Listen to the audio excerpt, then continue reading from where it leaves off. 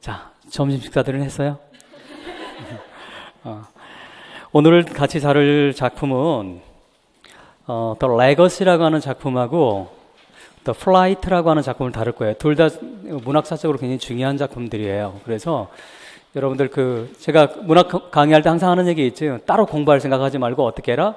이 수업 시간 그걸로 끝내라. 나중에 따로 예습한다, 복습한다든지 그럴 겨를이 없으니까 가능하면 제가 이제 조금씩 읽는 시간을 드리잖아요. 그러니까 그때 여러분 빨리 읽으시고 이해가 안 되는 건 그냥 여러분들이 그런 부분들은 이제 제가 두 가지 읽었는데 여러분 이해가 안 되는 거 그런 거 집에 가서 복습해도 상관없습니다. 또 한 가지 작품이 긴 것들은 제가 다 다룰 수 없기 때문에 제가 여러분들 중요한데 시간상 한계로 읽지 못하는 것들이 있어요. 그거 읽으라고 하는 부분만 여러분들 읽으시면 돼. 하나의 작품을 처음부터 끝까지 다 읽을 필요는 없습니다. 왜? 우리 시험이 하나의 작품이 전체가 나오는 경우는 전혀 없어요. 그렇기 때문에 중요한 시험에 나올 가능성이 있는 그런 부분들을 중심으로 제가 항상 강의를 하니까 그것만 여러분 체크를 좀 해주시면 좋겠어요. 자, 그러면 먼저 441페이지에 더 레거시를 같이 보도록 하겠어요. 별표 치시기 바랍니다. 사실 굉장히 중요한 작품이에요. 물론 작가도 워낙 중요한 작가죠. 우리가 보통 영문학에서 20세기 초반에 가장 위대한 작가 4명을 일반적으로 뽑을 때 들어가는 작가 중에 한 명이죠. 즉 영국 모더니즘의 4명의 가장 위대한 작가, 즉 4대 모더니즘 작가라고 얘기하는 그런 소설가들이 있어요. 그 첫 번째가 조셉 콜라드, The Heart of Darkness를 쓴 어둠의 심장이라고 하는 조셉 콜라드가 있고, 그 다음 제임스 조이스, 우리 인명에 지금까지 가장 많이 출제가 됐던 작가죠. 미국에서는 헨리 데이빗 thoreau가 일반적으로 많이 나와서 문학이라기보다는 일반적으로 좀 이렇게 나왔는데 올해 나올 확률은 저는 거의 없다고 생각해요. thoreau는. 그 다음 조이스도 올해 나오기는 전 쉽지 않을 거라고 봅니다. 이미 2년 전에 나왔기 때문에 조이스도 올해 나올 확률 없고 헨리 데이빗 thoreau도 나올 확률 별로 없어요. 그 다음 세 번째 작가 누가 있습니까? 레이디 채털러스 러버라고 하는 채털리 부인의 정부라고 하는 유명한 작품을 쓴 D.H. 로렌스도 우리 인명에 자주 단골로 출제가 되는 그런 작가이기도 합니다. 로렌스는 우리 2013년인가 출제가 됐어요. 우리 오리걸 기출할 때 봤었죠. 로렌스가 두 번에 걸쳐서 2009년도 시험 바뀐 후에 두 번에 걸쳐서 출제가 됐는데 한 번은 20점짜리 논술형 문제가 나왔었죠. 스네이크라고 하는 시 나왔었잖아요. 그 다음 마지막으로 버지니아 울프가 있습니다. 다른 작가들은 지금까지 했던 남성인데 울프만 여성이에요. 근데 이 모더니즘 작가들의 특징은 주류 영국 사회의 작가들이 아니라는 거예요. 그게 참 재밌는 건데, 근데 항상 뭐든지 위대한 것은 마진에서 나옵니다. 어디서 나온다? 마진에서 나와. 센터에서 나온 게 아니라 저 주변에서 나와. 그럴 수밖에 없는 게 센터에 있다 보면 사람 만족스러워요. 만족스러우면 굳이 복잡한 생각하고 싶지 않습니다. 굳이 내가 왜 그냥 편안하게 뭡니까? $200짜리 와인 먹어가면서 그냥 살면 되는 거야. 근데 마진에 있는 작가들은 끊임없는 뭡니까? 센터와의 충돌 속에서 그 센터와 마진 사이 충돌 속에서 뭐가 등장을 한다? 새로운 아이디어가 등장하게 되는 거예요. 그래서 4대 모더니즘 작가들은 다 마이너 출신들입니다. 조셉 콜라드 이민자예요. 폴란드 출신의 영국으로 이민한 사람. 그 다음 D.H. 로렌스 워킹 클래스예요.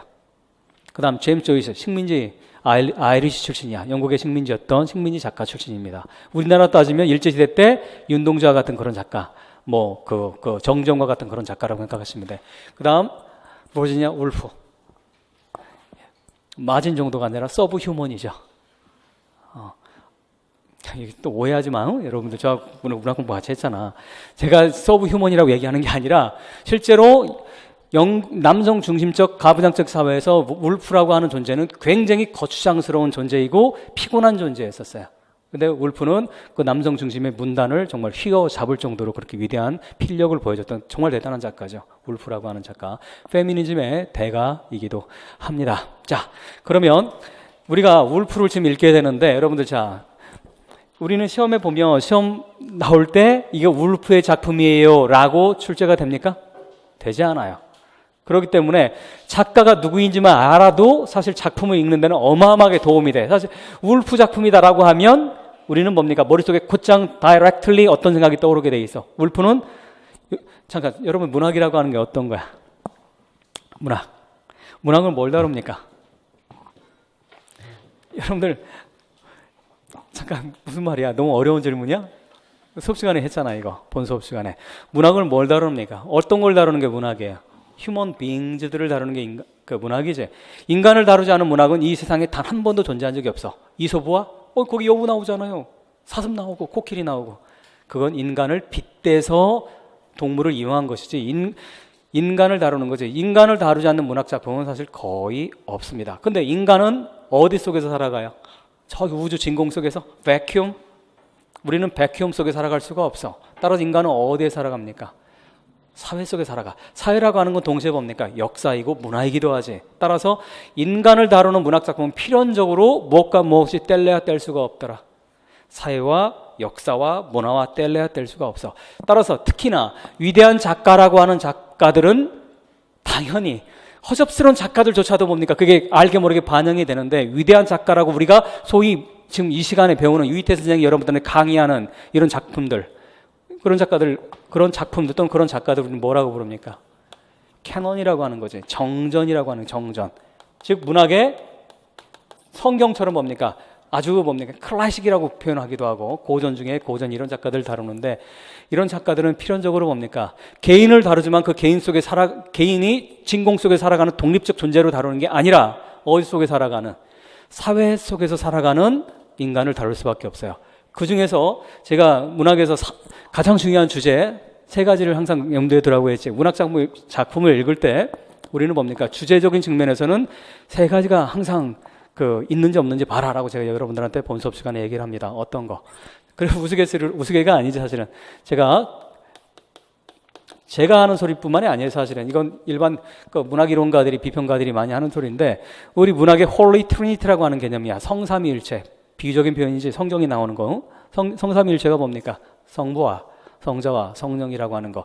혹시나 여러분들 제 강의 처음 들으시는 분들은 여러분 우리가 영문학을 다루는 거지 우리가 힌두 문학 다루는 게 아니고 아랍 문학 다루는 게 아니야. 우리는 어느 나라 문학을 다룹니까? 영국과 미국의 문학을 다뤄. 영국과 미국의 문학이라고 하는 건 기본적으로 깔려있는 문화는 어떤 문화권입니까?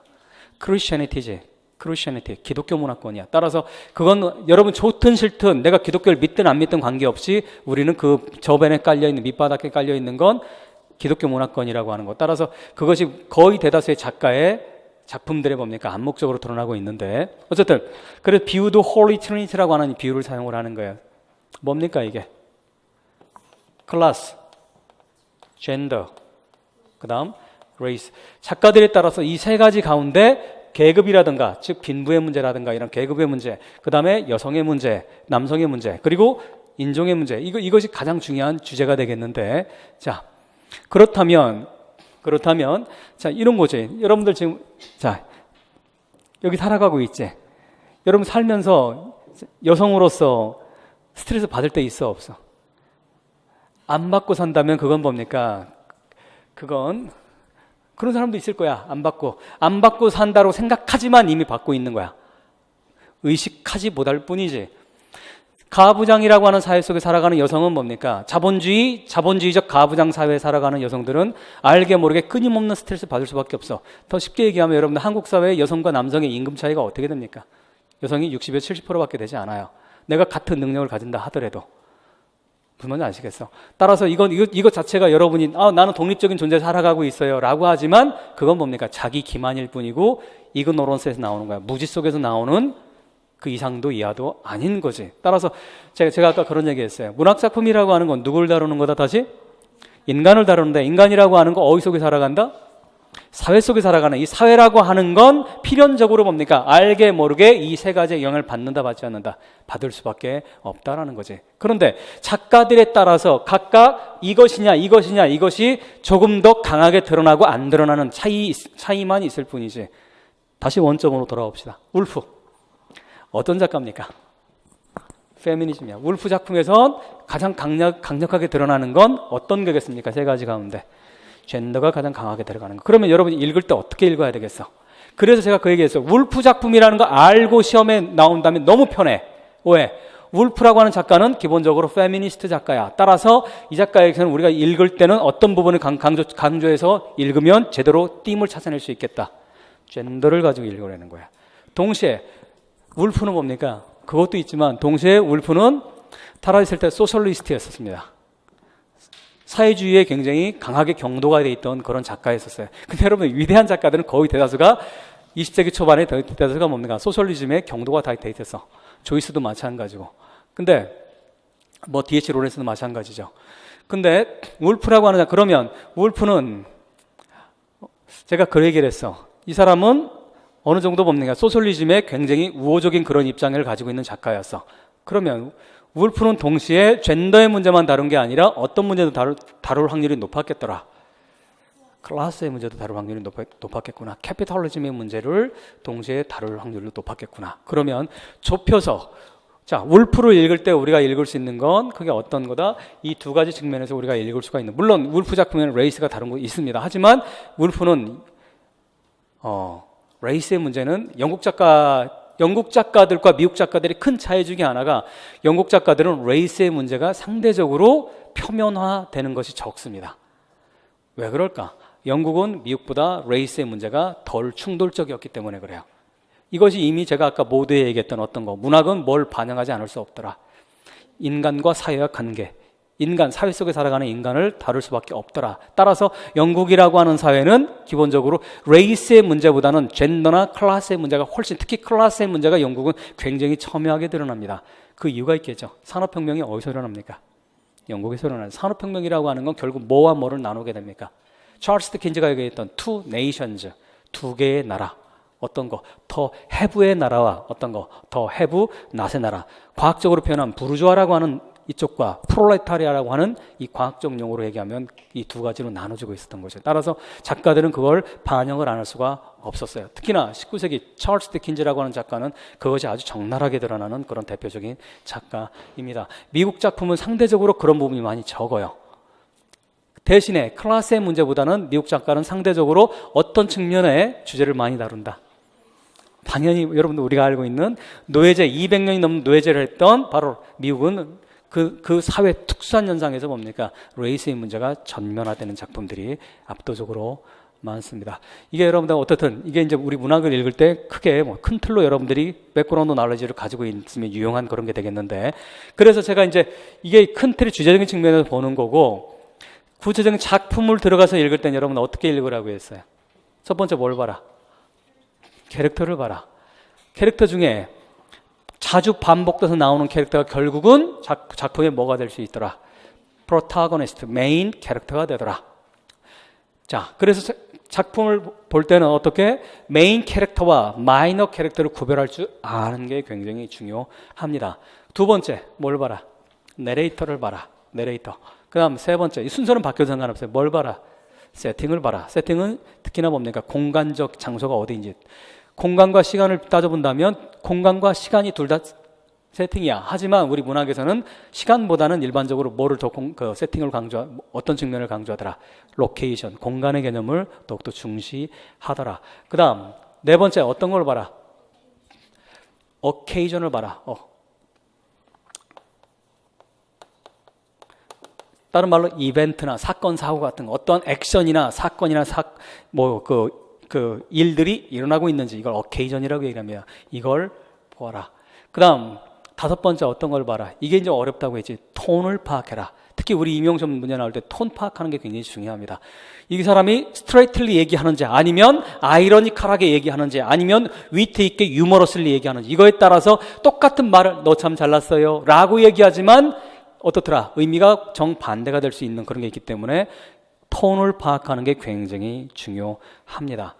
이렇게 해서 1번부터 5번까지를 5번까지를 우리가 종합을 해내서 찾아낼 수 있는 게 어떤 거다? 메이저 띠을 찾아낼 수가 있다라고 하는 거.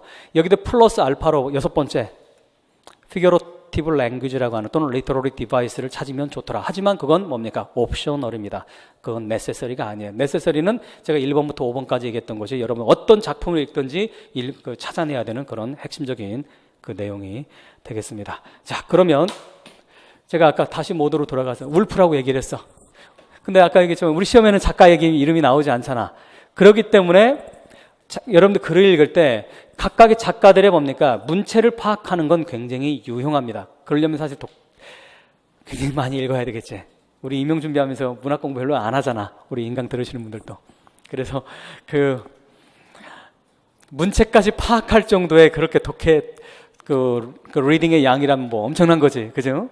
근데 그래서 제가 얘기한 게 있었어요. 제가 읽으면서 이런 것들을 쓰고 이런 게 나 자주 등장하면 이런 작가일 확률이 높다라는 얘기를 제가 오래오래 강의하면서 얘기를 했었습니다.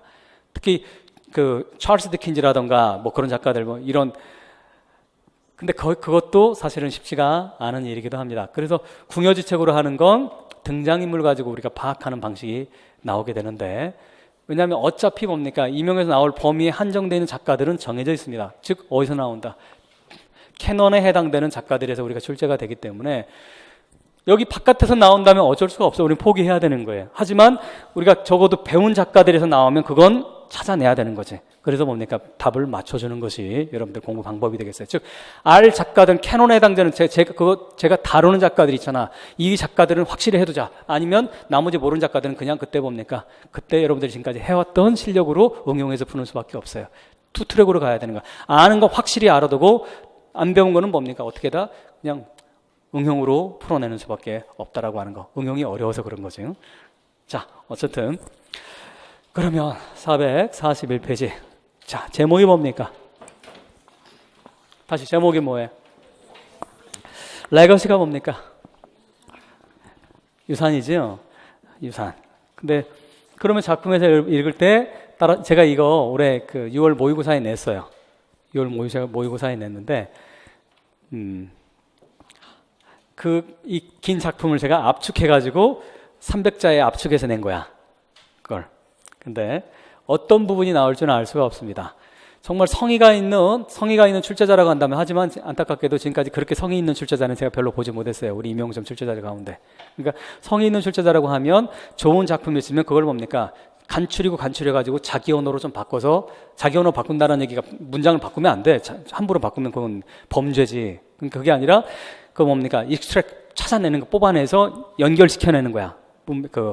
근데 그렇게 내지는 않습니다. 근데 어쨌든 여러분들 그렇게 혹시나 여러분 젊은 40대 훌륭한 교수가 출제위원 들어가면 또 알아? 그렇게 나올지. 그러니까 어떤 식으로 대응을 해놓을 필요는 있죠. 준비를. 자, 그러면 첫 번째, 두 번째 패러그래프를 우리 큰 소리를 한번 같이 읽어볼까요? 자, 시작.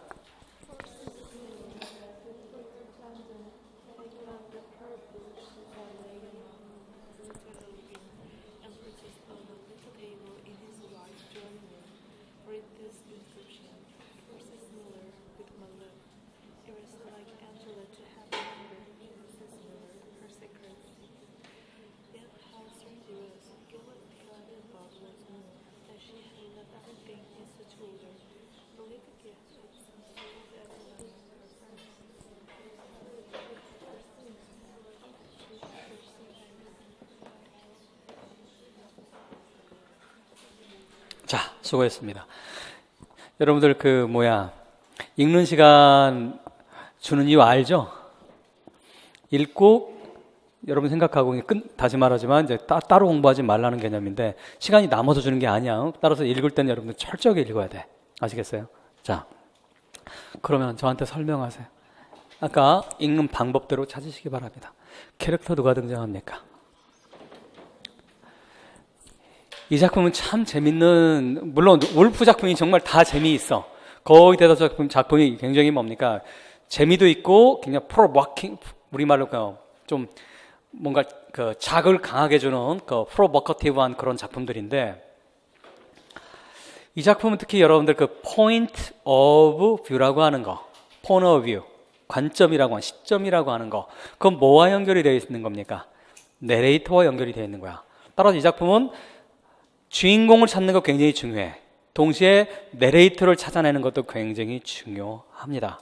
그걸 여러분들 지금 읽었지만, 그러면 제가 지금 질문을 던졌어. 캐릭터 보세요. 캐릭터 찾기는 어렵지 않아. 왜 그래요? 이름이 등장하고 있지. 누구와 누가 등장합니까? 다시 누가 등장하고 있어요? 밀러라는 사람이 등장하고 있어요. 그 다음 또 누가 등장합니까? 누구? 길버트. 누가 등장합니까?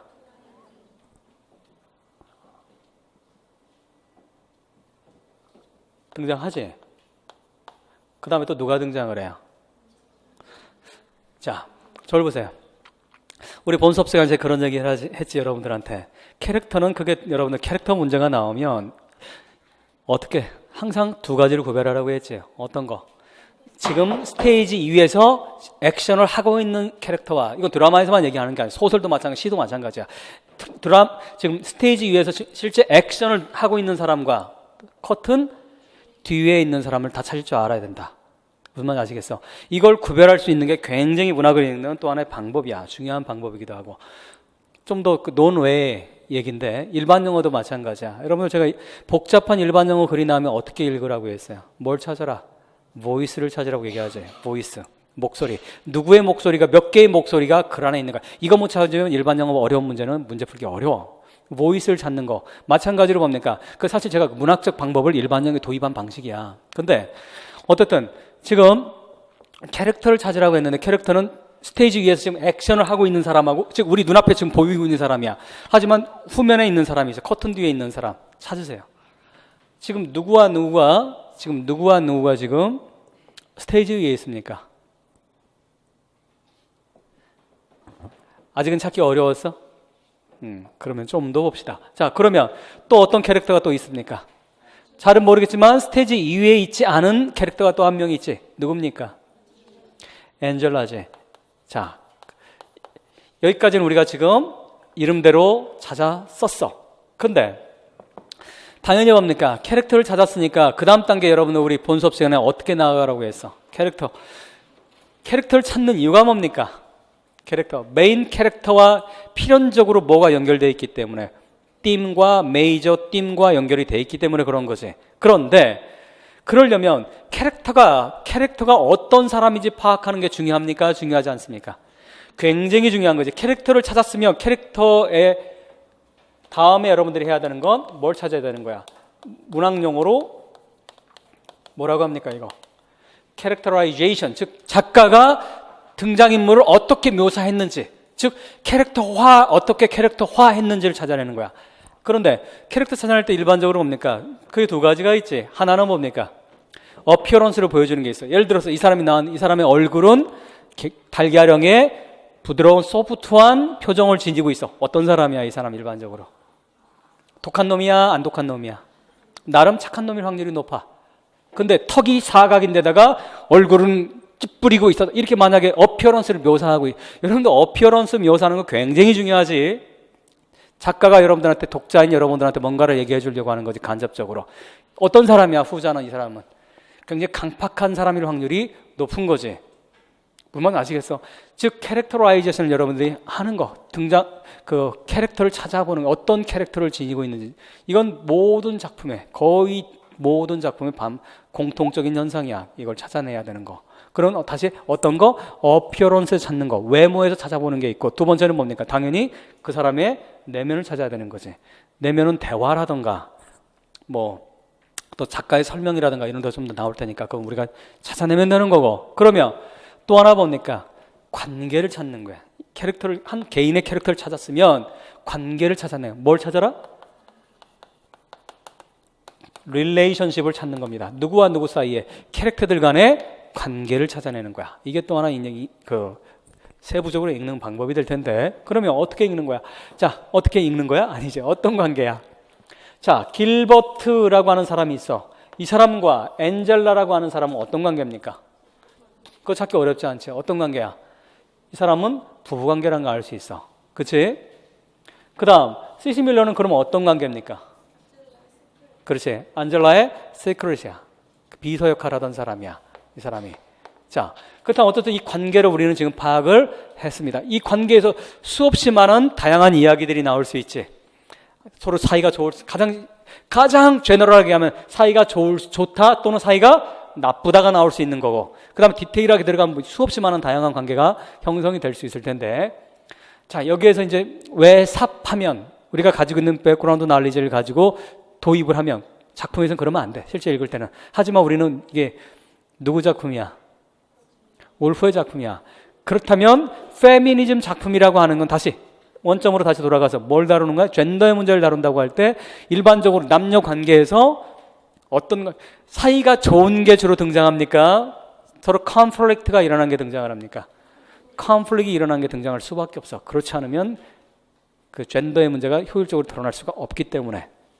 그러면 이제 메인 캐릭터는 어떤 관계가 되겠습니까? 만약에 클래스의 문제라고 한다면 자 이런 거야. 다 읽지 않는다 하더라도 저 큰 틀을 이해하면 뭡니까? 사실 어느 정도 분석을 해낼 수가 있어. 어떻게? 이 작품이 중심적으로 클래스를 다룬다, 레이스를 다룬다라고 한다면 레이스를 다룬다고 한다면 아마도 누가 흑인이던가 누가 에이시안이던가 아마 그런 문제가 발생이 될 겁니다. 근데 이 작품은 그런 게 없다고 했어. 근데 클래스의 문제가 핵심이라고 한다면 아마도 이 시크리터리하고 그 다음에 이 주인과의 관계에서 아마 계급의 문제가 첨예하게 부닥칠 겁니다. 이니퀄리티의 문제라든가 불평등의 문제라든가 그렇지 않겠어? 근데 그것보다는 이 작품은 뭡니까? 뭐에 가장 치중하고 있더라? 젠더의 문제다. 그러면 젠더의 문제에서 엔젤라와 시시 밀러 사이의 관계가 충돌이 나는 걸까? 아니면 남편과 부인 사이의 관계가 충돌이 되는 걸까? 그럼 뭡니까? 그걸 이 정도만 가지고 여러분이 읽어도 뒷부분에 얘기되는 것들이 독해도 훨씬 쉬워질 거야. 이 관계를 파악하고 나면. 자, 그러면 이제 여러분 읽은 부분을 좀 더 이제 정리를 해보면 자, 뭐를 하고 있습니까, 지금? 무슨 얘기를 하고 있어요? 시시 밀러에게 죽은 부인은 왜 죽었습니까? 두 번째 패러그램 나오지. 뭐라고 나와 있어요? 두 번째 패러그램 클리어 그녀가 죽었다 이렇게 표현되지는 않지. 이게 문학 작품이잖아. 찾아내야 되는 거지. 우리가 추론해야 하는 충분히. 6 weeks ago 6주 전에 오늘 여러분들 교재에는 그게 윅스가 아니라 그 타이포가 생겼다. 나눠드린 데는 제대로 돼 있을 거예요. 지금 나눠드린 자료에는 제대로 돼 있을 텐데 6주 전에 집을 떠나는 그날 아침 그녀가 뭐를 했어요? 피카델리 길에서 뭡니까? 커브라고 하는 건 저거죠. 커브는 그 인도와 차도 경계석 있지. 인도와 차도의 경계석 그게 커브야. 근데 뭐라고 되어 있습니까? OFF잖아. 지금 441페이지야. 441페이지 두 번째 패러그래프야. 두 번째 패러그래프 맨 마지막 문장입니다. 지금 거기 빨리 찾으세요. 아직 못 찾은 사람들은. 자, 그녀가 뭐를 했어요? 스텝 발을 밟은 어디 아래로 그래서 어프잖아. 커브 아래에서 벌어진 거 어디로 들어간 거야? 그러면 차도로 들어간 거지. 차도로 들어갔는데 그래서 차가 뭐를 한 거예요? 그녀를 킬드라고 나와 있네. 죽였어. 그러면 무슨 사고가 난 거야? car accident이 난 거야. 그럼 그러면 뭡니까? 액션 정리해 봅시다. 무슨 일이 있었어? 큰 액션은 무슨 일이 있었습니까? occasion 무슨 일이 있었어? 엔젤라가 뭐였어요? 차 사고로 죽었어. 그래서 엔젤라가 죽고 난 뒤에 이제 뭐 한 거야? 후일담이지. 죽고 난 뒤에 뭘 남겼어요? 친구들한테 하나 각자 다 뭘 남긴 거야? 선물을 각자 다 남겼어. 그 중에서도 특히나 누구한테는 시시 밀러라고 하는 자기 시크리터리한테는 뭔가를 지금 남겼는데 남편이 지금 그것 때문에 그걸 주려고 시시 밀러를 부른 거지. 시시 밀러를 이제 아직 여러분들 거기까지 읽지는 않았습니다. 그런데 이 부분이 굉장히 재밌는 부분이야. 항상 소설은 일반적으로 앞부분이 제일 중요하듯이 이 작품도 마찬가지입니다.